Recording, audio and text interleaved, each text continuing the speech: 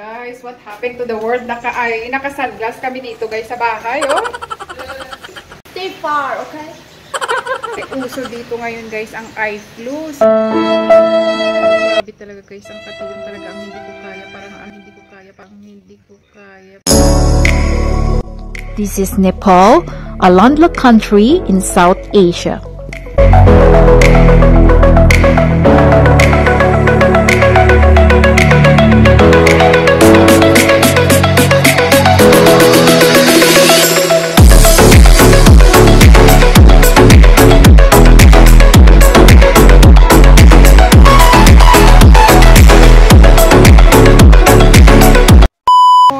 Naka-sunglass ang lola niyo guys kasi uso dito ngayon guys ang eye flu. So yung dalawa kong anak ay nalagyan talaga sila. Ayan o.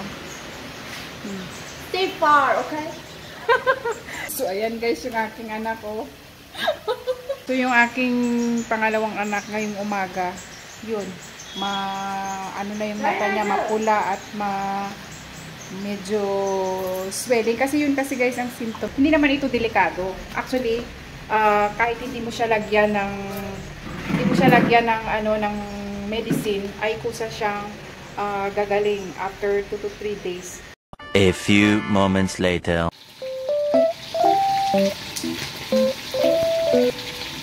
So ito guys yung aming lunch for today. So nagluto ako ng pako. So kung familiar kayo sa pako, ito yung parang kinukuha na vegetable sa sa mga gubat, 'di ba?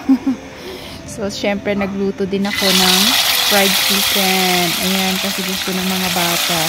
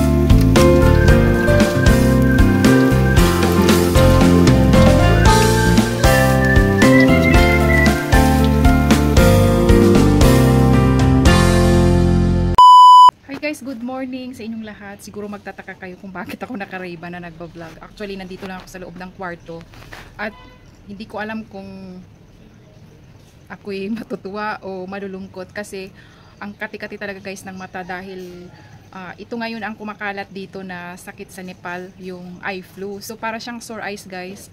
Para siyang sore eyes. Ang pagkaiba lang nila ng sore eyes ay itong eye flu hindi siya ganun kumbaga hindi siya ganun kagrabe. So, ang mga symptoms niya ay makaramdam ka ng kate. Sa simula, makate yung mata mo na medyo mapula. So, yung sa akin kagabi lang ito guys nag-start. Tapos, nung mga bandang 6 PM, nagluluto ako sa kusina. Sabi ko parang makati na yung mata ko sabi ko ganyan. Ngayon, tinitingnan ko siya sa aking mirror. Medyo pula na nga siya. Medyo sa left side pula na siya. So sabi ko ito na yon. Kasi nga guys, yung anak ko before ako ngayon yung natamaan, but few days ago yung dalawa kong anak nagkaroon na sila. So ang unang nagkaroon yung dalaga ko.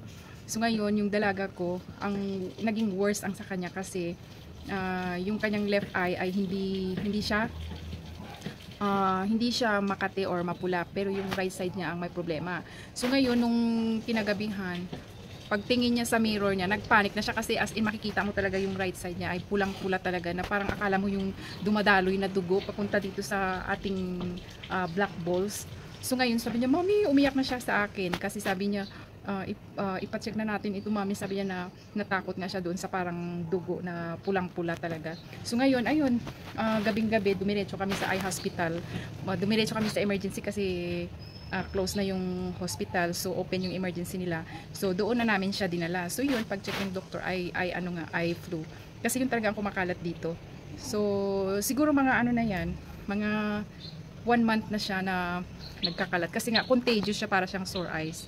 So kapag ang sabi ng doktor, kapag ang isang tao may eye flu siya, so hindi ka mahahawaan yung eye to eye, hindi ka mahawaan. Pero kung yung person na yon ay may nahawakan siya, tapos ikaw hinawakan mo rin, and then hindi ka naghugas ng kamay, tapos yun, i-touch mo na siya sa mata mo, doon ka na mahawaan. So since yung anak ko, dalawa nga kami dito sa kwarto, so ako talaga ang nahawaan, kasi yung anak kong dalaga may sarili siyang kwarto, kaya I'm sure talaga na nahawaan ako dito sa aking anak na lalaki. So ngayon, okay na siya. Bali, 3 days lang siyang nagpahinga. Hindi siya nakapasok sa school. Kasi ito guys, no, wala naman itong gamot. It's your choice naman. Hindi naman siya ganun ka delikado. Kasi kahit sabi ng doktor, kahit hindi mo siya gamutin, ay kusa siyang gagaling. So ang maganda lang kung gusto mo talagang mapadali yung pagaling, so pwedeng mong lagyan ng eye drops, pwede kang magpa-reseta sa doktor. But usually yung may mga eye flu, stay lang naman sila sa bahay, ilang araw lang, ay okay na. Kasi hindi naman ganun ka lala yung sa akin. Ayan guys, ipakita ko sa inyo, kasi hindi ko pa ito nalagyan ng ice. So lalagyan ko ito ng ice ngayon, and then saka ko papatakan ng medicine ni Rupa. So ayan guys, so ipakita ko sa inyo. Yan. So parang makikita mo talaga guys na maga siya, maga talaga siya. Ayan, mapula. Yan siya, mapula. Tapos yung doon sa bandang taas, mapula talaga siya guys. So ito, mayroon na ako ditong ice. Naglagay ako ng ice sa aming ice box. Ito lalagyan, igaganyan-ganyan ko lang yan guys, oh. Yan, ganyan-ganyan ko lang.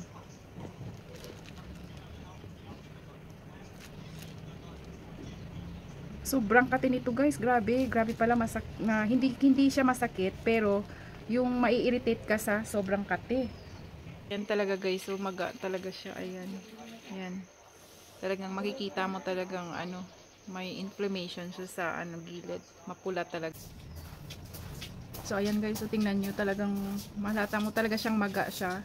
Tapos ayan, ang laki pa ng eye bag ko kasi hindi ako nakatulog ng maayos guys, kasi makati talaga siya, parang ang sarap talaga kamutin.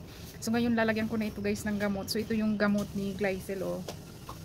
So dalawang klase ito, so lalagyan ko na para hindi na tumagal, di ba? Hindi na tayo mag-suffer ng sobra.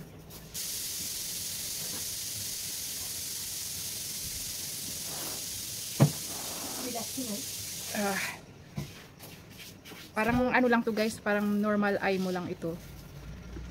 Tapos lalagyan ko rin itong isa. So it can put together. Yeah, after 6 hours you will put again. So every 6 hour pala ito guys. Naku, grabe talaga guys, ang kati yun talaga ang hindi ko kaya. Parang ang sarap talaga niyang kamutin. A few moments later. So parang medyo nakarelieve na guys yung aking mata nung after ko nalagyan itong gamot. Anyway, mayroon ako pala guys i-share sa inyo na isang product.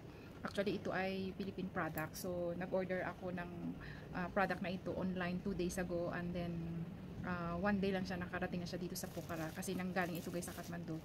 So since ay monetize na nga tayo sa Facebook sa ating branded content, so pwede na akong gumawa ng mga branded content na may agreement yung company or yung isang may business na ganito yung makipag-collab sa akin.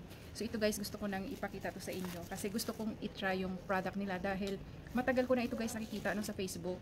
Kaya lang sabi ko hindi ko naman akalain na ito pala ay Philippine products. So hindi naman tayo updated dito sa mga Philippine products dahil ayoko rin naman guys ng basta-basta na lang nag-order ng product na hindi natin alam, 'di ba? So nung malaman ko, nung nakita ko ito guys sa Facebook, nakita ko, sabi ko parang maganda siya. So nung nalaman ko na ito ay Philippine products, so parang na-amaze ako. Sabi ko, bakit hindi ko kaya subukan to, 'di ba?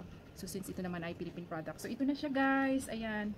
So ang pangalan niya, kung I'm sure familiar kayo dito, kung ito nga ay made in Philippines talaga, I'm sure na ito ay familiar kayo. So ang G-Skin Beauty Hydra Moist Ice Water Sleeping Mask. Ayan siya guys.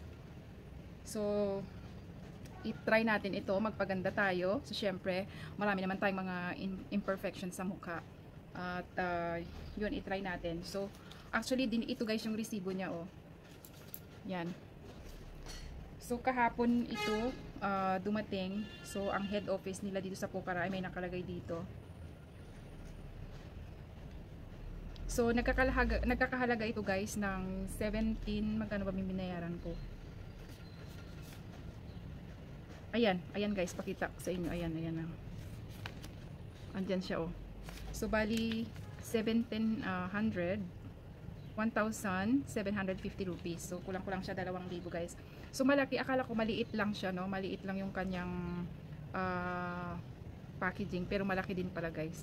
So medyo, so ito gagamitin ko siya ng before bedtime. So naglagay na ako isang beses, pero kagabi since nga yung mata ko ay na-irritate at makate, hindi muna ako naglagay guys. So ito guys, so ipakita ko lang sa inyo ng close up. So ang nakasulat dyan is Hydra Moist Ice Water Sleeping Mask. So ayan yung resibo niya at nakakalaga siya ng 1,750 rupees. So napakamahal na yan dito sa amin guys. So siguro sa Pilipinas medyo less ang price nito. Pero so far, try pa rin natin. So syempre, umabot na rin siya sa Nepal kaya medyo mahal. Let us see kung ano ang maging resulta nito sa ating pagmumukha. Kung gaganda ba talaga tayo nito. So ito kasi siya para siyang may, ano siya, may parang shining effect after mo siyang mailagay. Parang makikita mo yung glow ng skin mo, parang iba siya. So although isang beses pa lang ako naglagay, parang nakikita ko kinabukasan nung naghilamos ako ay parang maganda nga yung glow ng skin ko. Sana naman gumanda tayo, o di ba? Sana gumanda tayo. So ayan, sa uulitin, Hydra Moist. So kahit paano, di ba, happy din kasi nakarating din siya ng Nepal. So yun, at meron na kaming agreement ng owner na to na pwede ko silang itag sa aking mga reels video. So since yun nga ang aming kasunduan na ipopromote ko yung kanilang product. So kaya talagang nag-order ako guys para makita ko, ma-review ko kung maganda ba talaga ang products na to. So malalaman nyo naman yan guys kung maganda ang effect dahil sasabihin ko yun guys sa aking vlog. Mahirap talaga dito makakita ng Philippine products dito sa Nepal. So especially mga beauty products. Kaya kapag may gusto akong gamitin, doon ako nagpapabili sa Pilipinas sa mga kapatid ko. So nagpapadala sila dito sa akin. Ganun na lang ang aming kasunduan. But since nga ito, gusto kong matry yung product na to, kaya nag-order na talaga ako kaagad. So ayun lang guys yung ating vlog for today, at thank you so much for watching. Maraming salamat sa inyong pagsama sa akin sa vlog na to for today. So anyway, kita-kits tayo sa ating sunod na vlog. Bye!